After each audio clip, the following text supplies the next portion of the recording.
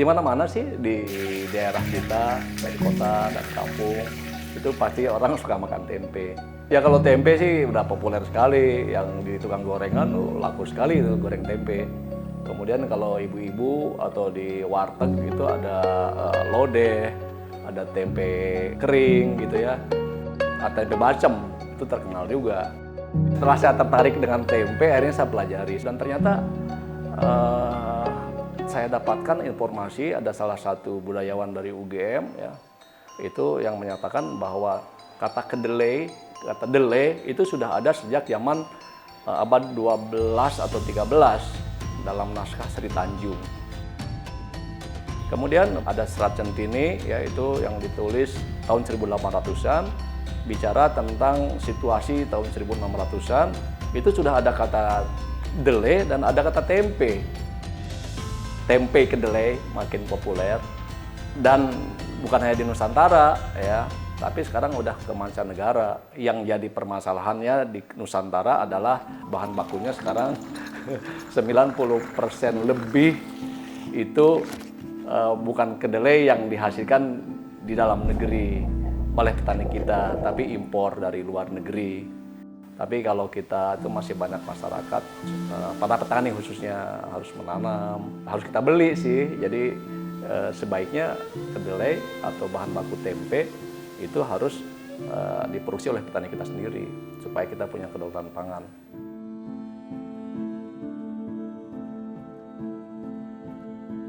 Ketika kita tergantung kepada pasokan dari luar, ini akan sangat berisiko pada kemandirian pangan kita. Kedepan arahnya tentu kita harus mencari beberapa strategi yang diantaranya selain dari mungkin produksinya atau kemudian menganeka-ragamakan sumber pangannya. Jadi yang namanya kedelai mungkin bisa disubstitusi dengan komoditas lainnya. Jadi bukan hanya saya ya, dan saya bukan yang pertama yang concern dengan kondisi ketahanan pangan ini, khususnya tempe ya. Dan alhamdulillah dengan adanya support dari KAIN, kami dari Rumah Pangan Nusantara Bogor bersama dengan RPA Rumah Pangan Aceh di Aceh, Mbak Putri Handika ya, sekarang sedang mencoba mempelopori transformasi tempe lokal. Inilah cerita kami tentang perjuangan tempe koro untuk kemandirian tempe kita. Inilah transformasi tempe.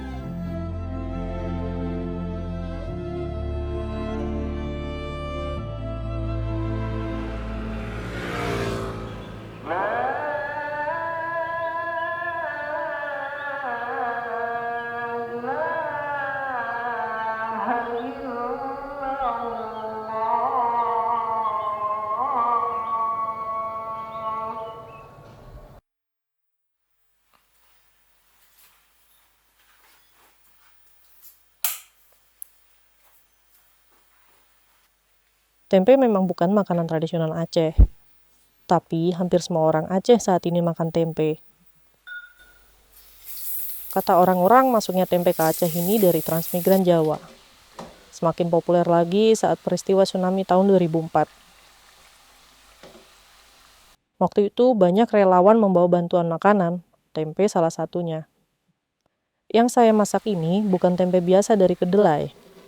Ini tempe koro yang bahannya dari kacang koro pedang. Buat saya, menyajikan makanan sehat untuk keluarga itu sangat penting. Karena itu, saya sering memasak tempe koro untuk sarapan. Ini tempe apa? Ini tempe koro. Tempe koro mempunyai kandungan gizi, terutama protein yang sangat baik. Bagi saya, perempuan itu penting menjaga pangan. Karena yang paling sering masak di rumah dan paling sering memikirkan mau makan apa hari ini itu ya perempuan. Perempuan itu harus teredukasi soal makanan sehat. Gunanya agar generasi selanjutnya bisa hidup lebih baik.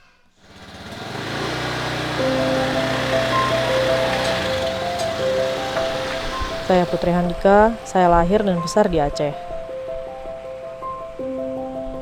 Saya sudah berkecimpung di dunia organisasi sosial selama 7 tahun.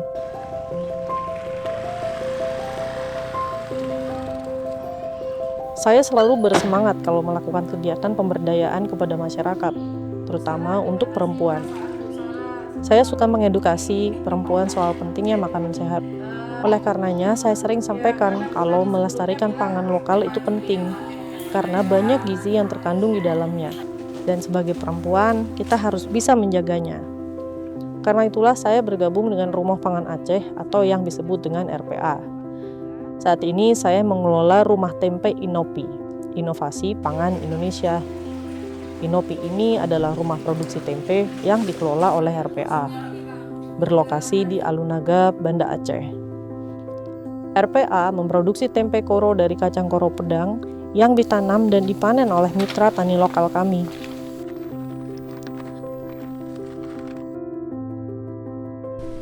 Lahan pertanian mitra tani lokal kami tersebar di wilayah Banda Aceh, Aceh Besar, dan Aceh Selatan.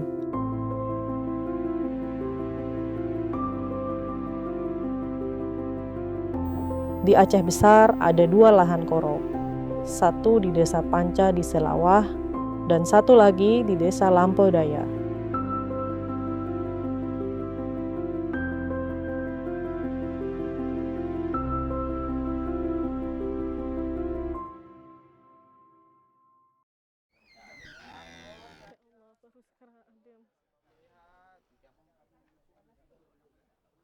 Sekarang saya sedang berkunjung ke kebunnya Ibu Nuraila. Ibu Nuraila adalah salah satu petani mitranya Rumah Pangan Aceh. Nah, kalau belum tua kali, ini kalau dibuka begini nanti pas kita jemur, kalau udah kering, ini kan masih lembek. Oh iya, ini masih lembek ya. Ini sekarang saya tutup ulang ya, biar kering dia, nggak meletus pas kena panas. Assalamualaikum warahmatullahi wabarakatuh. Nama saya Nuraila, saya petani koru. Saya sudah menanam koru ini sudah hampir 5 bulan ya, dari pertengahan bulan 4. Jadi 4 bulan, udah berapa bulan ya, udah bisa kita panen. Ini kacang koru baru saya siap panen, dari kemarin saya panen, saya jemur, nanti kalau sudah jadi, akhirnya bibitnya seperti ini. Ya ini,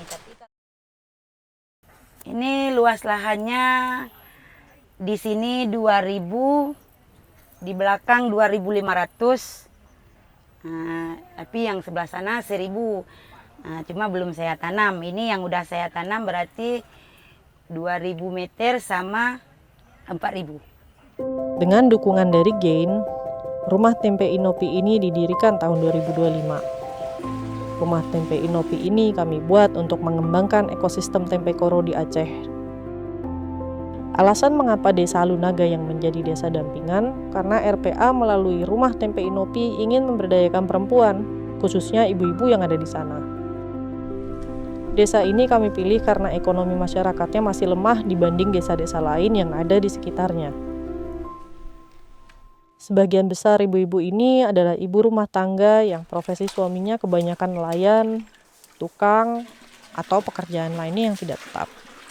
Dengan arahan kami, setiap hari di Rumah Tempe Inopi ini mereka memproduksi tempe koro pedang.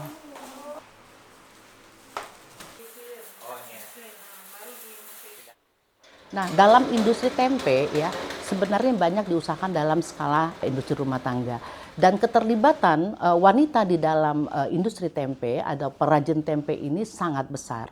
Jadi hampir di semua pengrajin tempe itu mendominasi adalah wanita.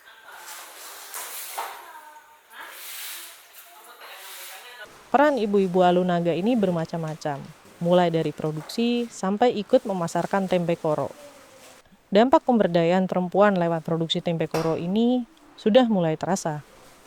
Inopi sudah menjual tempe yang diproduksi di Alunaga ke sejumlah pasar di Aceh. Halo, Assalamualaikum semua. Saya Dira dari tim marketingnya Inopi Kacang Koro. Saat ini kita sedang berkegiatan seperti biasanya, di mana setiap pagi kita mengantarkan tempe-tempe produksi kita ke warung-warung mitra di sekitaran Banda Aceh. Nah, sekarang udah ada produk tempe kacang koro. Nah, ini adalah tempe Nusa. Ini adalah tempe koro pedang yang diproduksi oleh ibu-ibu Alunaga di Inopi. Ada 2 mitra rumah tempe yang bekerja sama dengan RPA dalam mengembangkan pengolahan tempe koro. Sekarang saya cari alternatif dengan bahan baku selain kacang kedelai. Itulah kacang koro.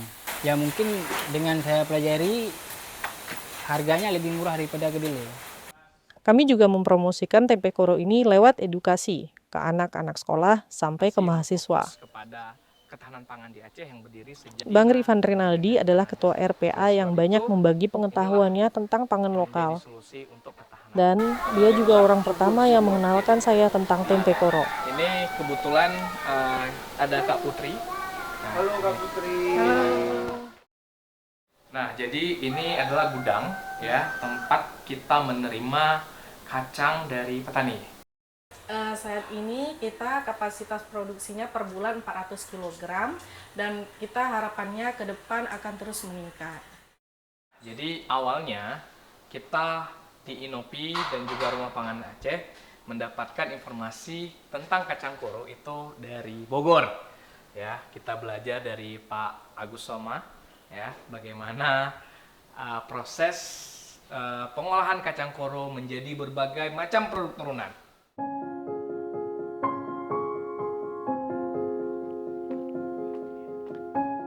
Kalau pagi saya senang jalan dan saya belusukan ke kampung, saya melihat ada ibu-ibu sedang menjemur benih kacang koro. Apa ini, Bu? Nah, ini benih kacang koro, Pak. Saya bilang, boleh nggak saya minta? Saya ambil, ya, minta segenggam, saya tanam di Bogor. Kemudian setelah tua, ini saya mau dibuat apa nih, kacang ini. Kemudian saya coba buat tempe. Lah, ternyata tempenya bagus dan enak. Nah, jadi sebenarnya itulah pertama kali saya mengenal tempe koro. Oke, jadi setelah saya rasakan tempenya, ini bagus sekali, cantik, putih. Kemudian saya coba promosikan, saya pun ingin tahu tentang nilai gizinya. Ternyata itu mengandung 27% proteinnya, karbohidratnya sekitar 50%, ya, dan ada kandungan-kandungan mineral, serat, dan lain-lain yang cukup tinggi. Karbohidrat itu sumber tenaga, masyarakat kita masih banyak yang bekerja menggunakan tenaga, tapi mengandung protein juga yang cukup tinggi. Rumah Pangan Nusantara atau RPN ini ya kami dirikan itu sekitar 4 tahun yang lalu. Dimulai ketika kami sudah ketemu petani, ketemu pengrajin, oh ini harus diwadahi dalam satu organisasi. Di RPN juga ada satu rumah edukasi koro pedang. Nah, kalau RPN itu lebih ke kegiatan operasional bisnisnya. Jadi kenapa harus ke bisnis? Kami setelah bertahun-tahun berupaya mengembangkan kacang koro pedang dan lain-lain, kami punya kesimpulan ini nggak bisa kalau kita tidak jalan dengan bisnis. Kerjasama dengan GAIN itu dimulai tahun ini, awal tahun 2025. Kerjasama fokus di RPN-nya, karena GAIN berharap bahwa RPN berkembang dan pada akhirnya bisa membiayai sendiri. Sehingga kami dibantu dari mulai membuat bisnis plan sampai ke rencana produk dan pemasaran. Itu GAIN membantu kami sangat intens di situ. Jadi untuk kegiatan kami sekarang untuk suplai bahan baku, kami bermitra dengan para petani sebenarnya di Sukabumi, di Sumedang, di Garut. Tapi kalau untuk di Bogor sendiri ini ada beberapa lokasi, ada di Cigombong, ada di Cijeruk ya, mitra petani kita. Kemudian untuk pengembangan budidaya sendiri ya teknis itu kami ada lokasi di Batu Farm di Ciseeng. Ya di situ kita mengembangkan teknisnya supaya nanti bisa membantu para petani budidaya yang lebih baik. Nama saya Kusnadi. Ketertarikan saya mengembangkan tanaman koro ini tidak hanya memang hasil dari tanaman ini bisa kita nikmati ya, karena bikin tempe itu kan sesuatu yang mudah gitu ya. Lebih dari itu sebenarnya bahwa ini adalah sebuah gerakan gitu ya, bagaimana mengembalikan kepercayaan diri bangsa kita gitu ya. Karena selama ini seperti kita tahu, sebagian besar dari tempe yang kita nikmati itu berbahan baku dari kedelai impor gitu.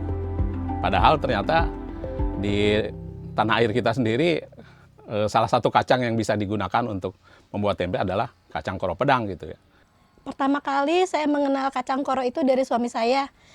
Kalau buat saya menanam kacang koro ini kayaknya lebih sederhana ya dan lebih mudah gitu. Karena saya cuma nanam ini, itu saya istilahnya saya taruh di tanah, ditutup dan nggak saya apa-apakan gitu. Numbuh dengan baik dan apa ya hasilnya juga bagus gitu. Kalau koro tuh kan cuma 4 bulan. Jadi kalau misalnya koronya udah dipanen kan kalau nunggu singkong kan lama. Kalau koro mah kan cepat ke hasilnya. Luas tanah saya ini 6.000 meter ditanam kacang koro ini. Kalau kacang koro itu 4 bulan panen. Saya seneng banget itu. Seneng.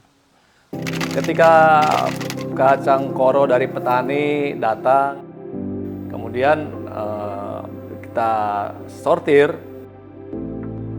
Oke, jadi ini ruang penerimaan dan seleksi.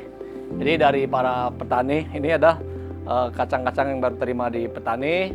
Kemudian nanti diseleksi di sini. Ini ada tempat seleksi. Ya. Kemudian setelah diseleksi, kita grade, tentukan untuk apa-apa saja. Nanti kalau udah siap, kita bisa langsung dipakai untuk produksi di ruang sebelah. Di depan ini ada ruang-ruang produksi pemanasan ya. Ini kita kebetulan ada nih. Ini tempe yang baru di ragi. Nah, ini tempat untuk pembuatan dan ini ruang untuk perendaman, perebusan kacang yang dijadikan tempe. Ya, ini salah satu contohnya. Nah, ini dari pembersihan. Oke, jadi ini adalah produk tempe dengan merek Carnavalia. Carnavalia ini sebenarnya nama Latin dari kacang koro pedang, Carnavalia ensiformis. Pasar modern kita sedang jajaki ya. Sebenarnya kapasitas kami itu per hari itu bisa sekitar 200 pieces per hari ya. Kemudian dalam jangka waktu ke depan mudah-mudahan tidak lama lagi kita sudah ada insya Allah jalan untuk ke retail itu 250 pieces 2 kali per minggu, jadi bisa 500 per minggu ya. Itu akan stabil mungkin sementara sampai pasarnya stabil dan dikenal baik. Setelah itu mungkin dalam 3 bulan dan seterusnya mereka minta bisa 2 kali lipat dan 2 kali lipat lagi berikutnya. Jadi sebenarnya bagi para petani nggak usah khawatir produknya kita beli ya. Banyak bukti studi yang mengatakan bahwa tempe tidak hanya bisa dibuat dari kedelai. Ini buktinya, ini adalah kacang koro. Studi sudah menunjukkan bahwa kacang koro bisa dijadikan sebagai bahan baku untuk pembuatan tempe. Apabila kita bisa mensubstitusi, artinya tidak tergantung kepada satu jenis bahan baku saja, ini akan memperkuat kemandirian pangan kita, bagaimana kita menyediakan baku tersedia di dalam negeri. Terutama kacang koro ini diproduksi di dalam negeri. Nah, kalau misalnya kita mampu kemudian mengubah selera masyarakat, bahwa tempe dari kacang koro itu sama saja dengan tempe dari kacang kedelai, maka peluang kita untuk mandiri dalam memenuhi kebutuhan bahan baku khususnya untuk tempe akan semakin terbuka. Kita akan semakin mandiri, tentunya kita akan mendukung keramah iklim. Kenapa? Karena kita produksi di dalam negeri. Jejak karbon akan semakin kecil dan ekonomi lokal akan bergerak. Karena yang kita bantu, yang kita beli adalah produksi dari petani lokal. Perjalanan ke depan masih panjang. Harapan saya ke depannya lebih banyak mitra yang bekerja sama untuk memberdayakan petani lokal dan pengrajin tempe. Dengan berdayanya perempuan, maka suatu desa akan terberdayakan. Dan untuk itu maka kita harus mulai makan dari apa yang petani kita tanam, sehingga petani mempunyai semangat untuk menanam, ekonomi di pedesaan akan berkembang, dan akhirnya kita bisa akan mandiri pangan, tidak tergantung lagi pada negara lain.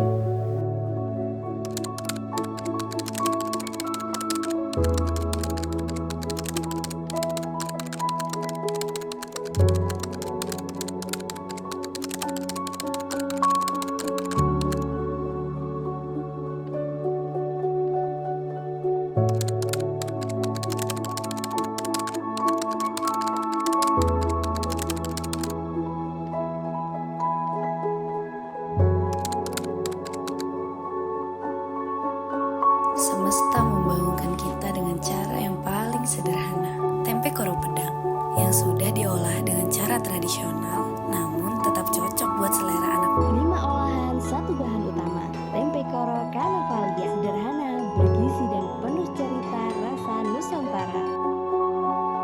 Kehadiran tempe koro pedang ini menjadi bukti bahwa pangan lokal bukan sekedar pilihan alternatif, tapi juga solusi nyata untuk masa depan.